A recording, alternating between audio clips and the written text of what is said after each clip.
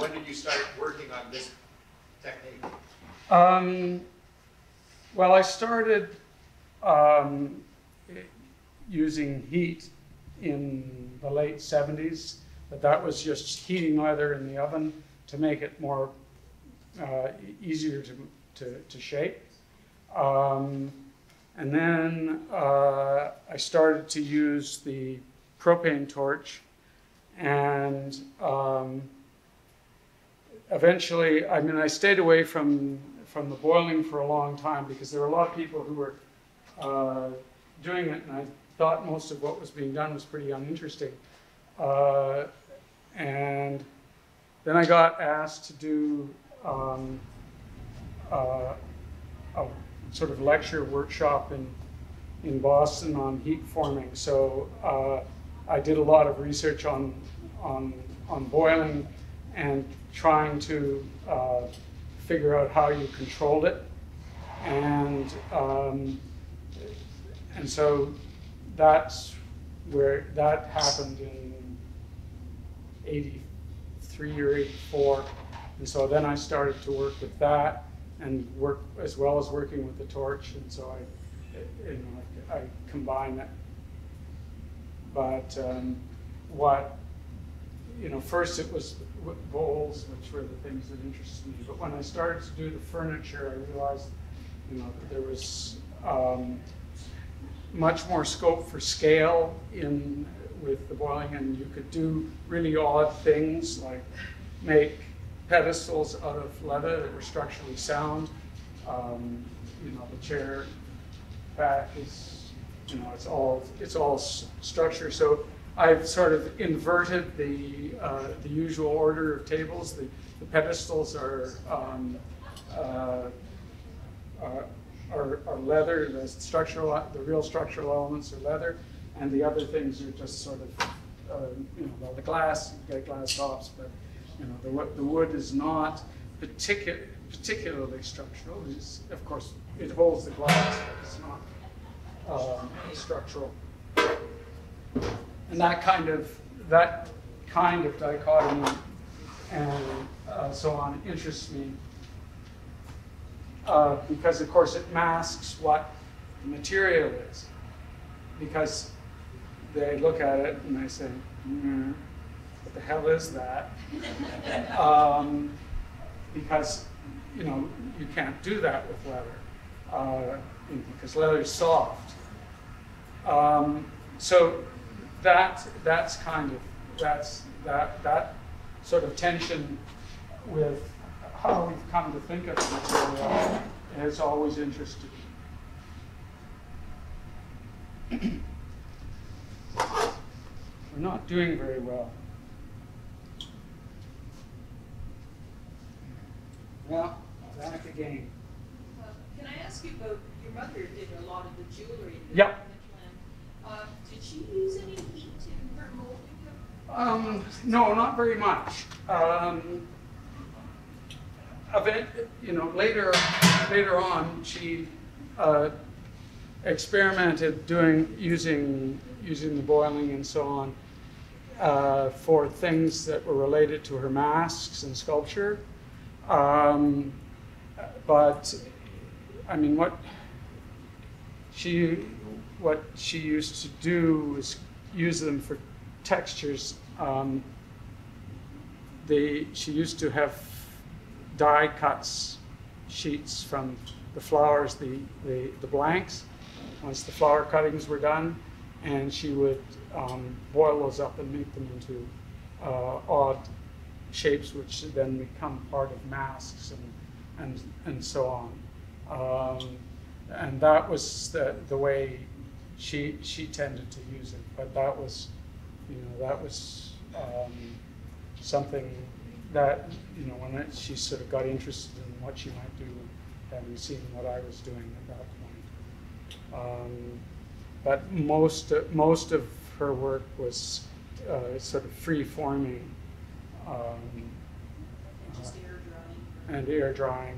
Sometimes she would use a lacquer or something on the backs of the flower petals and so on to harden them. But this process ain't for that. because unless you're making a two-piece mold, it's not gonna work.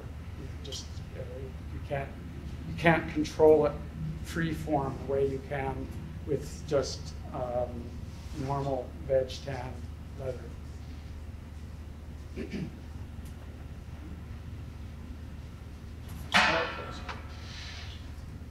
Well, it's had its chance.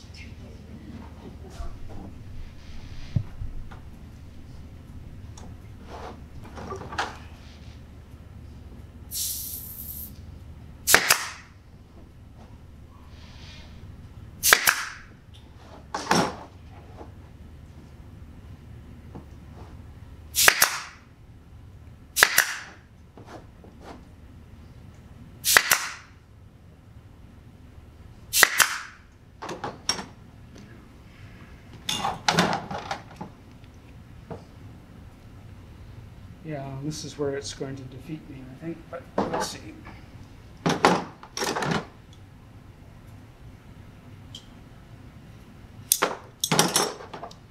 That is not stretched very much.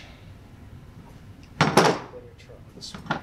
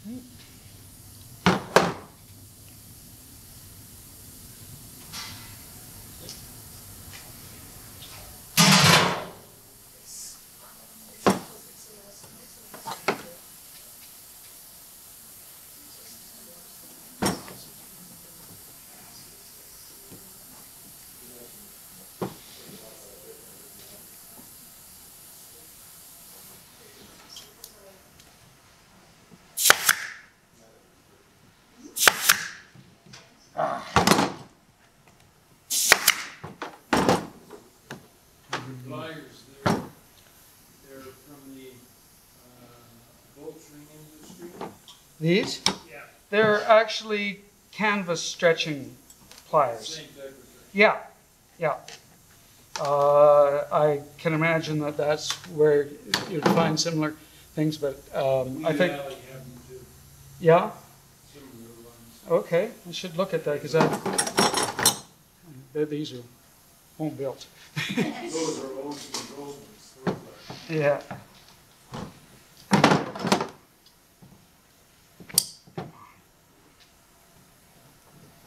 Hmm.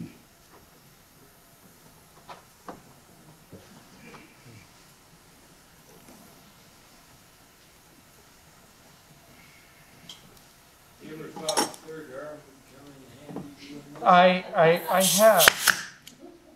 have, and you know, Maybe a fourth? I think maybe this is, okay, this one, I don't know how we're going to do this. There we go. Okay. Now,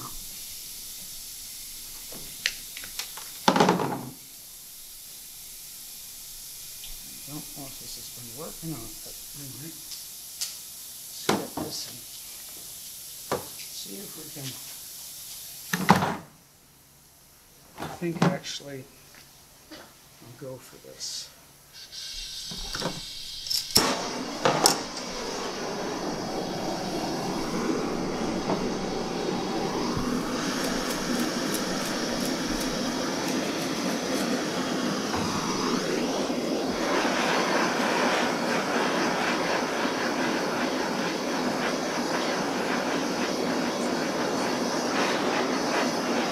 Maybe the only way I'll get this through.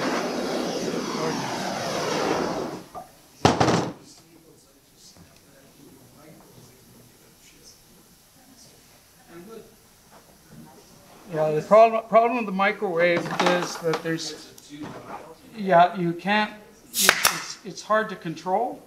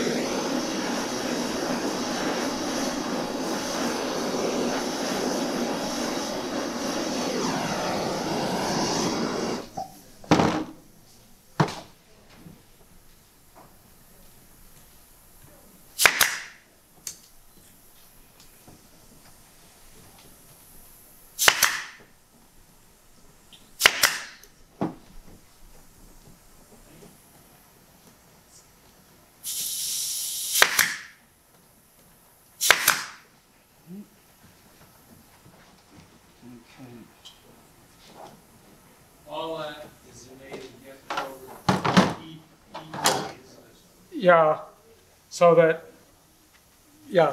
when you cut it off and trim it, it looks something like that. Yeah. Yeah, which it certainly doesn't now. Now, once it's dry, what do you trim it with? An angle grinder. Yeah, I have a habit of using non-leather tools.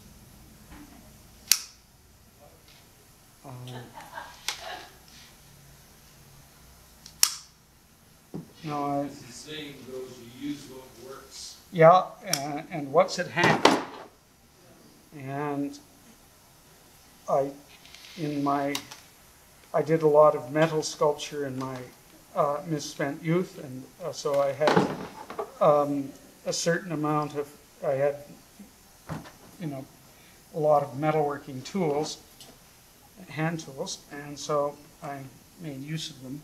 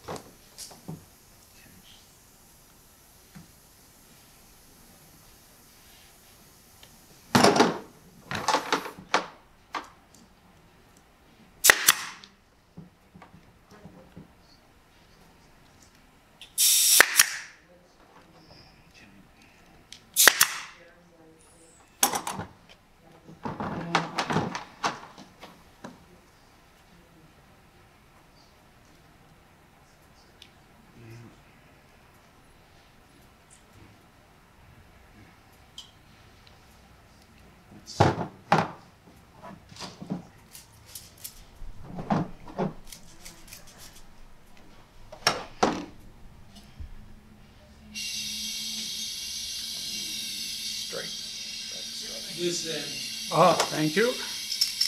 I usually can't see what's in front of me.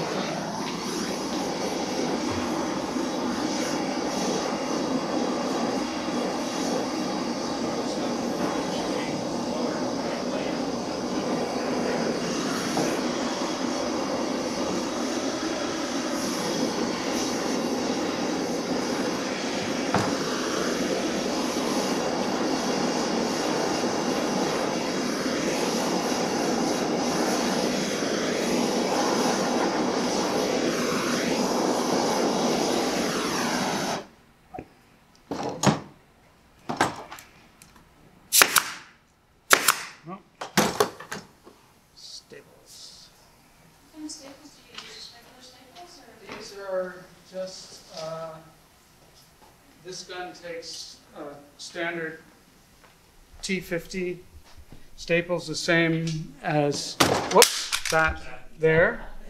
I used to have a very nice one that took a slightly larger ones, which are, oh boy, those are whoppers. I wonder if I've got the 1/2 inch. Those are 9/16. I don't want them quite that hot. Let's see, I think I brought the halves.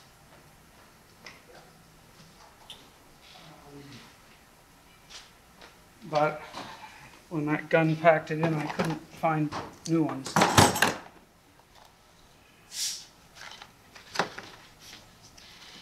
So I got this thing, which is not very good, and about it, if it lasts the day, I'll be surprised. It's not.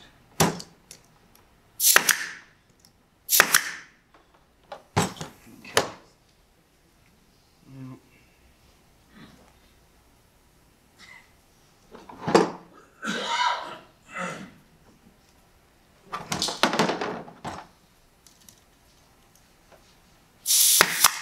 oh, that's a little too close. No, no. I don't like that.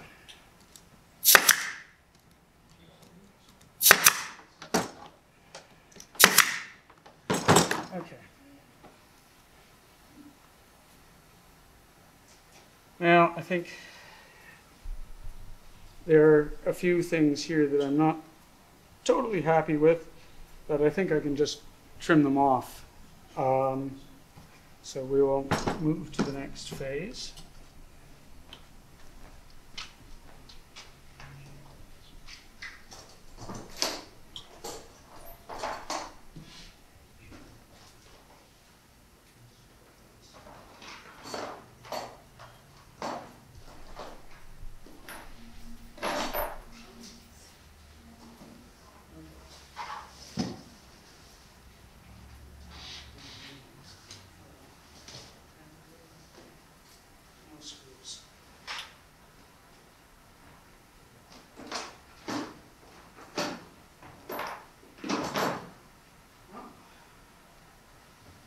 Yes, they didn't get into the box. Oh well. We'll do that without them then. Okay. Now, what we have to do is... Whoa. Whoa.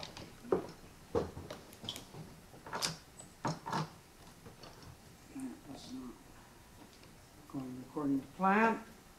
You need a hand up there? Yeah, probably a good idea. I think it'll work, but.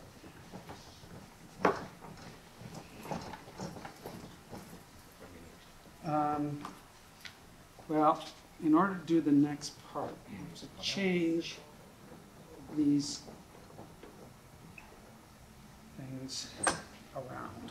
I think that one will stay. Let's see.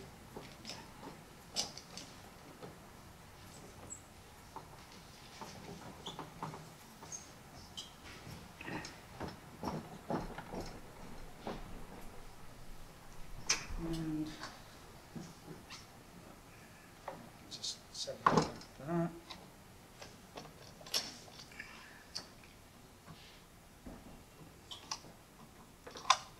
Oops.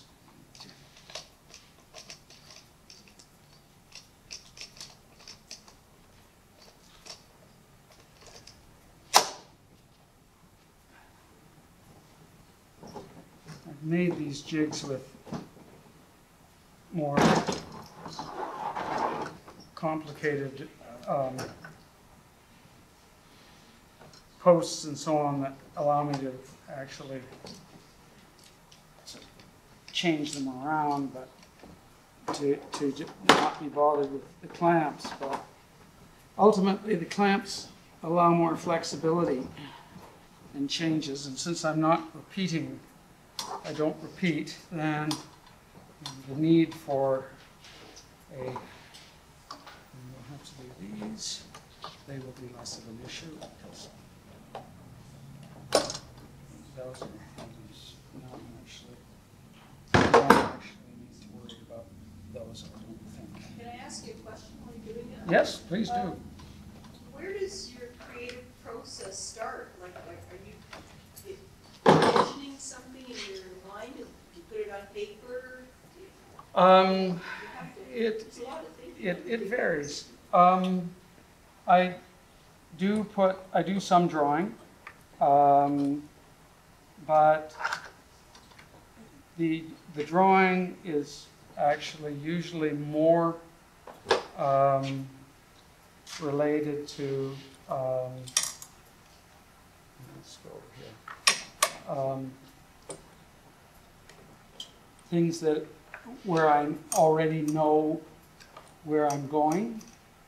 Like I'll do the chairs I